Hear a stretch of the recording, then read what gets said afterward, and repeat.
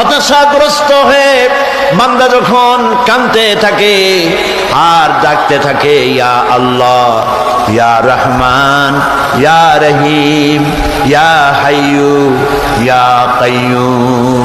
একটুখানি তাহাজ্জুদে ওঠেন, গভীর রাত্রে ঘরের সবাই যখন ঘুমানো, আপনি তখন উঠুন, উঁচু করে একা একই রুমের ভিতরে ঢুকে তাহাজ্জুদের নামাজ আদায় করে চোখ বন্ধ করে যদি ডাকতে থাকেন মধুর সুরে, ইয়া আল্লাহু, ইয়া রহমানু, ইয়া রহিমু, ইয়া হাইয়ু, ইয়া কাইয়ুম।